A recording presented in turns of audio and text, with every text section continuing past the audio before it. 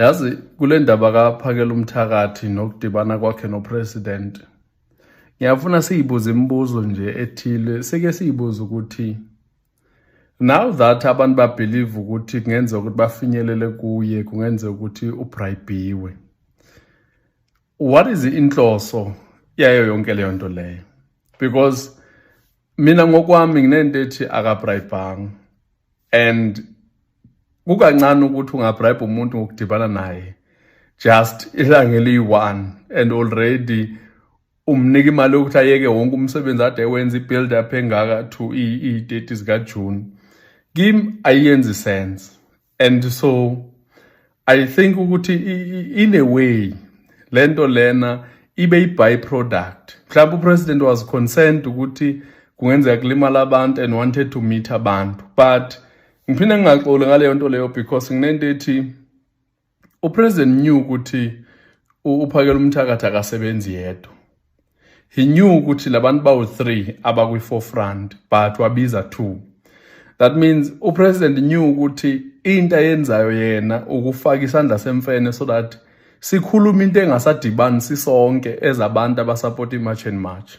And I think kuleyo party leyo ube successful because uma uthi uyabheka manje asisakhuluma ilanguage eyi-1. Kunabantu abathi hayi uPhakela uMthakathi kukhona kufumbathile, abanye bathi akafumbathanga, and I'm one of abantu abathi ayikho into asithengise ngayo lapha ngaphakathi, because into esiyidingayo kuPhakela uMthakathi iyi-1. Sidinga ukuthi asi-organizele abantu and aphushe njengoba bekaphusha, njengoba enze East-London, njengoba enze eGoli, zonke izindawo. Sidinga nje leyo nto leyo because leyo nto leyo i-raise awareness to everyone, abone ukuthi sifuna ugovernment ukuthi athathe izinto ayithathele phezulu. Now uma sithi uPhakela uMthakathi uthola imali ukuze abuye umumva, leyo nto leyo ngeke sikwazi ukuyiprova ngento eyenzeke 5 days ago. Sizoyiprova ngokuthi over time kuzomela sibonene kuPhakela uMthakathi ukuthi useyithathile imali. So kumele sibone itune yakhe ukuthi usayikhuluma ni language eyi-1 or useyashintsha. Now nakule nto engisho i-risk because sizothi uyashintsha kanti ushintshwa yithi futhi. Ngikwenzele nje example, uyabona manje uPhakela uMthakathi uhlukene kabili. Into nje abantu bathi uthola ibribe njengoba edibane president. Into i-1 ke manje is that it's either yena uyayeka so that aclean igama lakhe because egcineni akaholi mosi for ukwenza yonke lento le. So if eyeka out of frustration and the criticism eyithola from abantu, kuzothiwa vele imali uyithathe, that's why ayeka. Yebo, uma eqhubeka and uyabona ukuthi uqhubeka kwakhe uqedwa yithi motivation because thina siphinde sithi hayi uPhakela uMthakathi ufumbathiswe into ethile, of which ke mina ngibona ngathi i-greatest enemy la yithi thina abantu ekade sifuna futhi ukuthi into iqhubeke. So angazi ukuthi noma lama ukuthi kunzima ukuwabona ama-comment ukuthi asuka kumuntu oyayo kwi-march or asuka kumuntu ongayi kwi-march. And at this point mina ngibona ngathi into better ukuthi make this time around siyifundise ukuthemba iy'nkokheli zethu, siyifundise ukuthi uma umuntu esithi uyi-leader ake simyeke asikhokhele until sonke sibe nobufakazi enough ukuthi uyahluleka ukusikhokhela. Because okwamanje we don't have evidence ethi uPhakela uMthakathi u-corrupt or uPhakela uMthakathi u-receive i-bribe. Asinayo i-evidence esinayo ukuthi uPhakela uMthakathi ever since ajoyine i-march and march umsebenzi wavele wawenza walula ×2 more than before. So I'm not sure ukuthi lana thina siyayi-understand ni role esiyenzayo ukuthi yonke into esiyikhulumayo mayifika kuPhakela uMthakathi izofika yenze ini kuye, because manje whatever action azoyenza, whether le nkulumo zethu ziyamhetha or azimhethi, if efuna ukubuya umva kuzobe ngathi vele uyitholile imali kanti imali uzothola akayitholanga. So I feel like in a way our greatest enemy right now yithi esiyigwaza ngomkhonto. Uyazi isiZulu siye sithi kushaywa edonsayo, and yabo manje kushaywa edonsayo, and inkomo edonsayo ayishaywa ngayi-stranger, ishaywa ngabantu ebancedayo lenkomo most of the time. So that's why nalesisho sithi kushaywa edonsayo, hayi ngoba kutheni namanje abantu abancedakele ngenxa kaPhakela Umthakathi, ngenxa yeMarch and March, ngenxa kaJacinta, namhlanje kushaya uPhakela Umthakathi. Chances are lento eyenzekayo kuPhakela Umthakathi izondlula yena kuJacinta. Siyophinde sibathole pha abantu abayoba nesibindi esingaka sokwenza lento abayenzayo.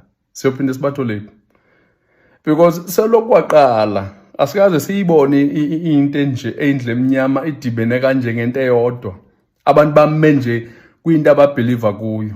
So are we saying, in other words, effort engaka izostainwa just by into eyi-one esingena proof yayo?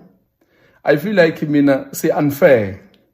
We are unfair to Phakela Umthakathi, we are unfair to March and March, we are unfair to ourselves, because la silwa nomuntu obambe iqhaza elinzima kabi, and ngendlela esenza ngayo siyayibulala yitho esicima lo mlilo, instead of siwuvuthise sithi if we were to choose between uRamaphosa and uPhakela Umthakathi sikhetha uPhakela Umthakathi because usibonisile kulamalanga lawa kade sinaye khona ukuthi umsebenzi uyawushaya, umsebenzi uyawenza, futhi umsebenzi uyazimisela. So angifuni mina sididwe yamavideo esiwabonayo nama-comments esiwabonayo kube ngathi wonke umuntu uthi uPhakela Umthakathi usithengisile. uPhakela Umthakathi uperfect? No, akekho perfect. No one is perfect, but leyo nto leyayisho ukuthi kumele sibuye umva, because manje into eyenzakalayo izitha sijabule, wonke umuntu ujabule because kuyabonakala ukuthi le crack ekudala beyifuna isiyaphuma manje iyenzeka, of which I don't think ukuthi into right leyo, because once kwabulaleka le momentum ebuildekile already kuzoba nzima ukuthi siphinde sibuyele laphana. Into enabantu abaningi ayidlali once kwamosheka kayi-one kunzima ukuthi kuphinde kubuye. Angikubuza nje umbuzo oyi-one. Ever since 1994 iyiphi political party eyabuildwa yaba strong, yawa yaphinde yaba strong? Ayikho. Ungahamba ulando wonke umlando, ayikho political party eke yavuka, zonke mazishone phansi aziphindi ziye phezulu.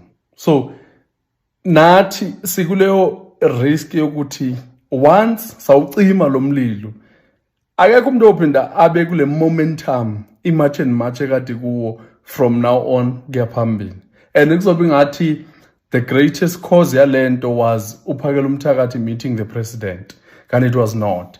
Kumele lana sindlule lento noma kuthiwa iyasibotharisha, masi-analyze, siyamukele ukuthi we believe kwinkokheli zethu, because ayikho inkokheli esavumile ukuthi ukhona obuke ngathi uthengisiwe. So asikwazi ukulalelana sisodwa la phansi singazona iy'nkokheli, kumele silalele abantu abaphezulu sibeze bathini bona. If uJacinta akasho, that means ayikho into eyenzekile, kuyoze kube uJacinta oshoyo, because one thing I'm sure ngayo is that as much as i-enemy yethu ku-government, there are people ku-government abangayilika la information if yenzekile beyilike to Jacinta so that siyazi. So asibhiliveni kwi-leadership. Wathi ngiphendule laba bantu-ke laba bathi hey wena Mancinza sifuna ubufakazi, sifuna ubufakazi ngalento eshoyo insolo oyilokhuzanayo oyikhombela kuPhakela Umthakathi, sinikeze ubufakazi. Khuluma abantu abalandela bevala amehlo, balalela umsindo nje ukuthi ungakuphi, benga-understand ukuthi na sinazi iy'nkinga, sike saba nazi iy'nkinga, still isekhona isazoba khona iy'nkinga ey'fana nalezi zabantu abenza into engenabo ubulungiswa. Yabona, ngifuna ukukhuluma ngalamadoda amabili njengamanje, because akufuneka umuntu ozoza kuma-comment ami ezobhodla umswane la azongibhodlela umncindo, akhuluma into engekho, azonginukisela iphungo lombangaqwa la, azokhuluma into engekho angayazi. Lamadoda lawa amabili lawa awayikhulumi sidalo into angayazi, khohlwa awayikhulumi futhi into angakayimela. UMkhwanazi 2025 July 6 wamemezela ngoba esehlulekile ukulungisa ngasese nobuholi bakhe izindaba zobugebengu. Wakwazi ukumemezela emphakathini ukuthi kunenkinga nobugebengu. Abantu kwagijima bona abantu futhi hey uphusha ipolitiki, hey umkhwanazi, hey akanabufakazi, buphi ubufakazi? Wehlisa umoya because uyayazi into akayenzayo. Kumanje ubufakazi kuna njengemvula kuthi hadla ubufakazi. Kuboshwa abantu, kuphenduka amatafula, kuphela no Durban July bayaluza because of umkhwanazi. Ubugebengu wabulanda, wabuqoqa, wabuchitha. Kodwa same people namhlanje uMancinza nangu uMancinza. uMancinza mezokhuluma ukuthi no, le ndoda yangitshela yathi kuno 3 million ofuna umnikeza wona. Wakhuluma naye wathi hayi ungayibamba imeeting, wathi ngeke ayibambe imeeting yena phela yena akalambile, angeke akwazi ukuba phela kuyofana ukuthi udayise ngomzabalazo. uMancinza uyasho ukuthi bavumelana ukuthi makukhona umuntu odayisa ngomzabalazo bazo exposeana. uMancinza mase kwenza lokho ke sekunenkinga, sekunabantu abakhulumayo manje hey awufakazi buphi. uMancinza uyayazi nje ikhuluma njengamanje. uMancinza uyilindile le ndoda ukuthi izama ugadla ithule lokho ishona le umveli nqanga ishona because iyazi na ukuthi into uMancinza akanayo ngayo unobufakazi ngayo. Kusuka nina nithatha inhliziyo, nithatha ingqondo, nithatha amehlo, everything eninawo uNkulunkulu anize nithatha nithi shwi emuntweni emlidayo. Ubani ongazi ukuthi umuntu uyashintsha, umuntu uyadayisa? Uphakela umthakathi zolo lokho ubeyifaka ama-account efuna o10 simfakele o10 sikhasa. Uphakela umthakathi zolo lokho beyifuna u5 million. Uphakela umthakathi zolo lokho benikezwe imoto accept aphiwe yona wangayinqaba. Uphakela umthakathi zolo lokho ubethi wanikezwa u20 million, 10 million noma 20 million uthi wawunqaba, kodwa asazi ubani emnikeza 10 million. But same person uyena futhi ufuna o10 kuthina kodwa rejecta o10 million. Lo muntu wabamba imeeting nabantu bokufika elokhuzaneni kwaNongoma, angisazomuka kwaNongoma ukuphi, wathi na okay kulungile fanele bexhase ubefaka exhase organization asemzansi benzeni abantu bokufika bona same people laba kuthiwa badingakali. Base ngiqhamuka nina sizositshela ukuthi na hey uMancinza kahle. uMancinza ukhuluma into akazi, ushaya ngisho ngaphakathi la kalidwa khona kumkhonto. Uyashaya uMancinza, ufike lapha ngaphakathi apetulula khona agqabula indishi phequka obhavu ikate amaphenti kushone tena ama-andi phakathi kumkhonto a-expose abantu ngaphakathi. uMancinza kukhona ukuthi usekuwumona osukaphi. Yebo futhi kahleni nina. uMancinza uvulela abantu amathuba omsebenzi. Sengizonithathela uphakela umthatha ngithatha uMancinza nginibekela.